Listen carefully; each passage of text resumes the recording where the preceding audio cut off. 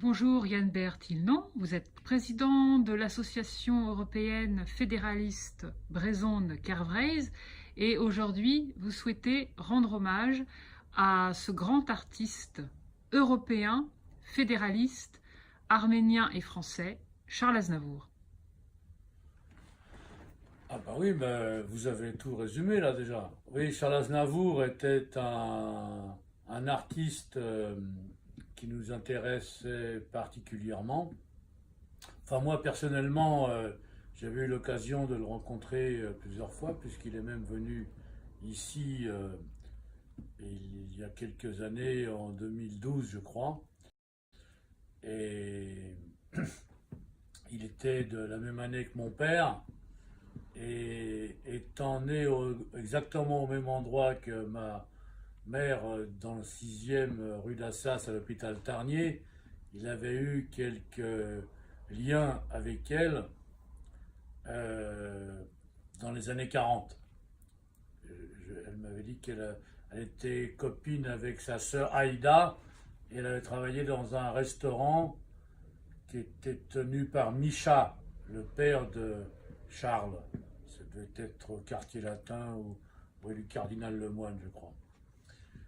Et j'avais eu l'occasion de le retrouver grâce à mon ami d'enfance, Sarkis Sarakelian, qui était un voisin dans ma rue. Donc, plus tard, dans les années 89-90, il était venu au sémaphore de la Bervrac, que j'avais rebaptisé le sémaphore de l'Europe, et repeint tout en bleu à l'occasion, pour faire des expositions d'artistes divers et variés, donc arméniens, roumains, italiens, espagnols, irlandais, etc. etc. On avait fait cette rencontre donc en Bretagne qu'il aimait beaucoup. C'est pour ça il a participé ensuite d'ailleurs au Festival des Vieilles Charrues à Carhaix. Depuis, il a dû faire aussi un salon du livre à Vannes. Et il a tourné aussi en Bretagne, comme il était acteur. Je crois qu'il a tourné à Concarneau et ailleurs. Et il aimait beaucoup la Bretagne et il se disait donc d'accord avec nous sur la position fédéraliste, car il était donc très fidèle à ses origines arméniennes, tout en étant un grand patriote français, de culture française très étendue. Mais il avait été aussi, me disait-il, nommé citoyen arménien, parce qu'il était né en France. Donc il avait été aussi nommé héros national. C'était plutôt un internationaliste avec un trait d'union entre inter et nationaliste, entre guillemets, car il était très enraciné et de ce fait universaliste, car en fait, comme il disait, il n'y a pas d'universalisme possible sans enracinement. Et comme dit Lévi-Strauss aussi, il n'y a pas de civilisation au singulier sans civilisation au pluriel.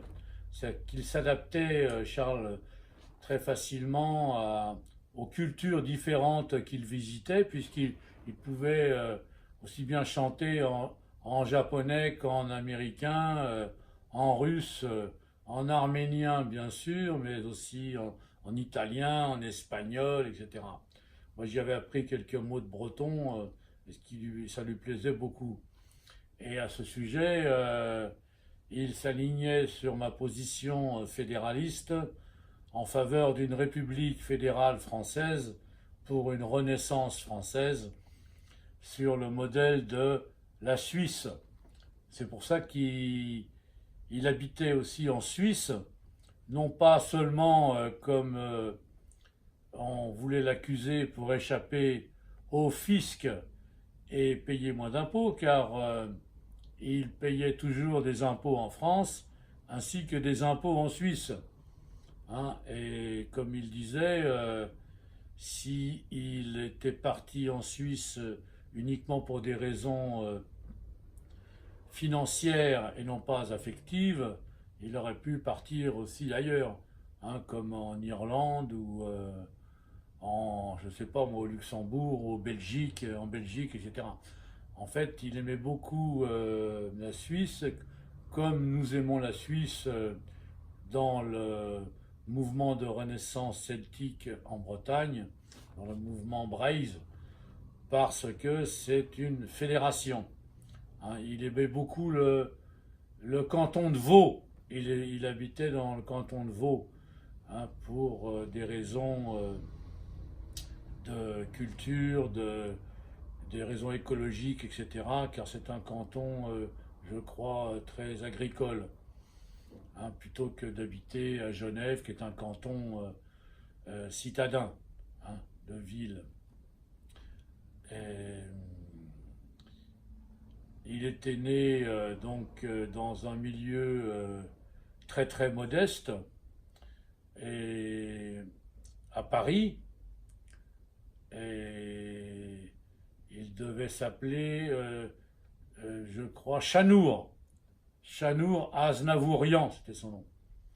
Et bien sûr, à l'époque, quand la République jacobine centraliste était très sévère, on ne pouvait pas donner un prénom étranger à l'enfant qui naissait en France ou à Paris. Donc il fut enregistré sous le nom de Charles, disait-il. Et c'était amusant parce qu'il était arrivé la même chose à mon père, qui était né la même année que lui, au mois de septembre. Lui était né au mois de mai. Mon père qui s'appelait normalement Ténénan, mais en breton, Ténénan, et c'était son deuxième prénom finalement, car mon grand-père avait été obligé de l'enregistrer sous le prénom de Pierre.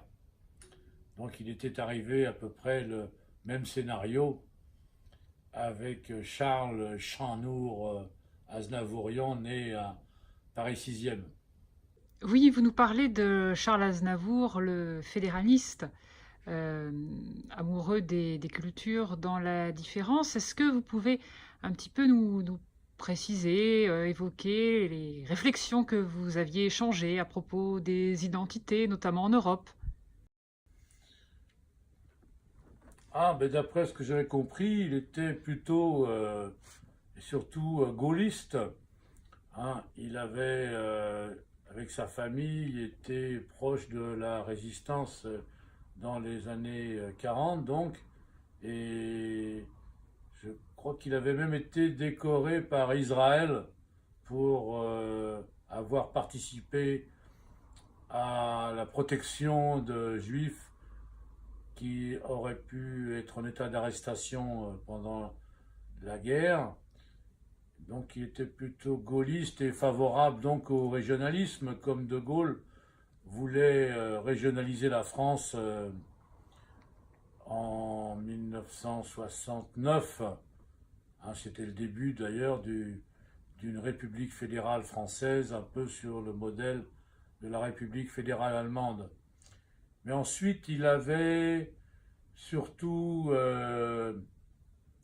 défendu Valéry Giscard d'Estaing. Je crois même qu'il avait chanté en 1974 pour Valéry Giscard d'Estaing, hein, contre François Mitterrand.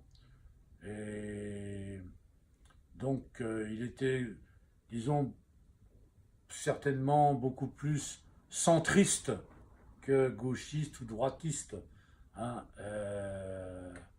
C'est pour ça qu'il aimait bien et ça l'amusait ma position que j'appelais l'extrême centre, c'est-à-dire le sommet de la pyramide.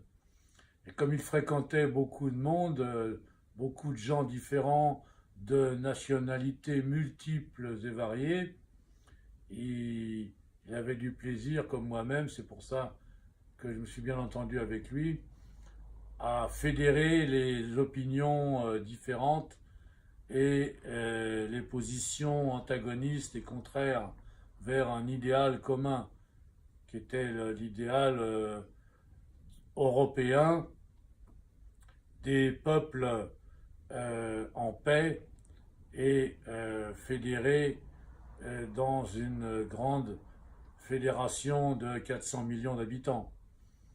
C'est pour ça qu'il était toujours en contact avec l'Arménie, donc, et qu'il avait monté cette association SOS Arménie, ou Charles Aznavour avec l'Arménie. Il avait récolté des fonds pour aider ses compatriotes d'origine après le terrible tremblement de terre d'Erevan. Il avait même été nommé ambassadeur d'Arménie auprès de l'UNESCO. Je me souviens par le président de l'Arménie. Et il pouvait intervenir à ce titre en faveur du pays de ses ancêtres dans le monde entier, quoi. Et c'est un très bon exemple, comme je l'ai écrit, de la différence entre nationalité et citoyenneté. C'est-à-dire la nationalité étant l'appartenance à un peuple, à ses origines, et la citoyenneté, l'appartenance à un État. Hein. On peut changer d'État, comme changer d'entreprise, hein, mais on ne peut pas changer de nationalité, c'est-à-dire de naissance. Hein. Natio voulant dire naître en latin. Comme moi-même, je suis d'origine bretonne par mon père et alsacienne par ma mère. C'est pour ça que je ne peux pas renier mes origines celtiques et germaniques. Et je suis donc un bon citoyen français de nationalité brésonne et alsaçate. Vous êtes donc entouré sur ce canapé de deux magnifiques jeunes femmes blondes. Alors, qui sont-elles? Et puis j'ai envie de vous demander, mais où est le portrait de Charles Aznavour? Derrière moi, c'est le portrait que j'avais fait de mon ami France Gall il y a quelques années. Il y a aussi Véronique Sanson, mon grand-père paternel, le druide Yves Tillenon, et des grands européistes comme Monsieur Marc et Monsieur Denis de Rougemont. Oui, j'avais fait le portrait il y a une trentaine d'années de Charles, mais qui doit se trouver chez lui. C'est quand je travaillais au sémaphore de la Berbrac, que j'avais rebaptisé sémaphore de l'Europe. Car Charles s'intéressait à de nombreuses formes artistiques. Il laissera le souvenir chez ceux qui ont eu le privilège de le connaître, d'un immense artiste. D'un immense artiste et surtout d'un immense travailleur qui laisse une œuvre colossale. Ça devait être 1200 ou 1300 chansons. Il écrivait beaucoup dès le matin au réveil. Il était en très bonne santé, physique et psychique. Hein, et sa santé en faisait quelqu'un de très simple, sain et simple, agréable à fréquenter, et celle d'un homme fort et courageux qui était parti de rien, de la misère, pour arriver à être reconnu mondialement. Mondialement, c'est-à-dire qu'il est reconnu au Brésil, en Amérique du Sud, jusqu'au Canada, hein, car il a travaillé au Québec, jusqu'à Moscou, au Japon, il était dernièrement au Japon, etc. Et Ça, c'est le propre des grands artistes qui deviennent de portée universelle parce que ils sont bien enracinés, les pieds dans la terre de leurs ancêtres et dans une culture particulière bien spécifique, ce qui leur donne l'assurance nécessaire à être des grands voyageurs, oui, qui sont en bonne santé mentale, psychique, car ils connaissent leurs limites, ils connaissent les leurs, leur identité. Ça leur permet d'être très tolérants avec les autres cultures différentes desquelles ils veulent s'enrichir. Hein, c'est-à-dire, c'est l'international des cultures, hein, l'international de l'art, et non pas du dollar. Hein. C'est-à-dire que ils sont l'antithèse du mondialisme actuel du pouvoir économique contre le pouvoir politique, l'antithèse du pouvoir matériel contre les pouvoirs culturels, spirituels.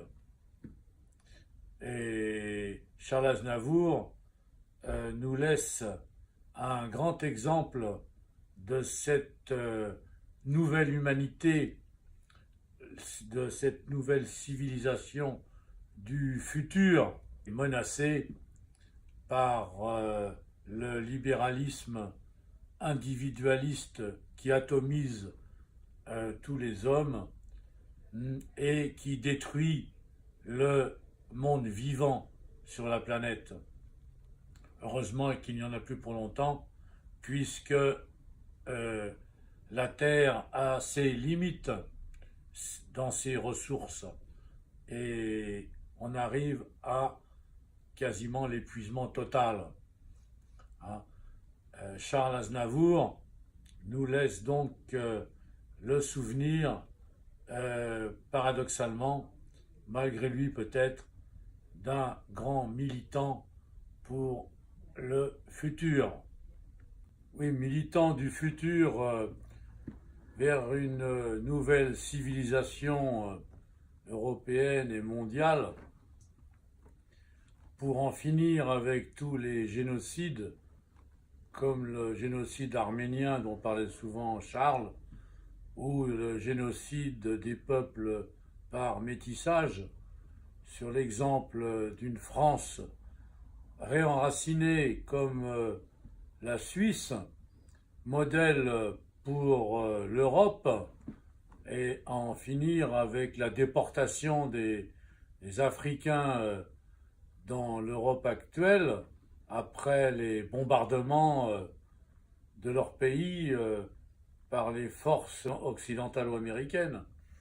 Pour avoir une main-d'œuvre à très bon marché, voire quasiment gratuite, et pour organiser le chantage au chômage qui arrange bien le MEDEF et les délocalisations, sans être gêné par les frontières. La déportation des Africains, en fait, est organisée par des banquiers mondialistes. Ils provoquent bombardements et famines en Afrique. Cela leur permet de préparer encore une nouvelle guerre civile en Europe. Ils payent pour cela des médias afin de livrer des nouveaux boucs émissaires des étrangers comme ennemis des peuples insurgés en Europe. Les financiers donc se protègent alors du droit des peuples à disposer d'eux-mêmes, du droit à la différence, en créant des leurres face aux chômeurs pour sauver leur système destructeur.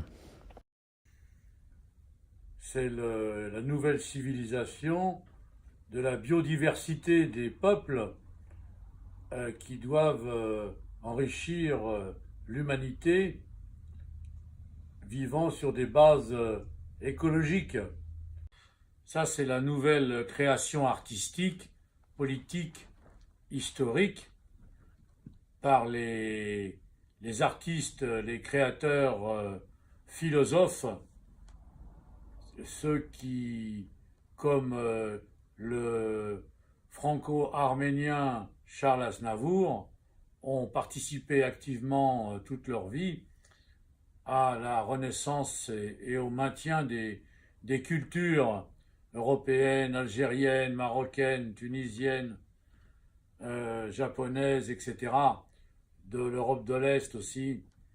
Et ils sont les précurseurs du nouveau monde, du nouveau système qui pourra sauver l'humanité, menacée par les libéraux banquiers du système anarcho-capitaliste qui ne propage qu'une idéologie à tuer les peuples, et la grande bourgeoisie qui n'a pour religion que le fric et les capitaux qui doivent se promener sur la planète sans patrie ni frontières. Merci Charles Aznavour.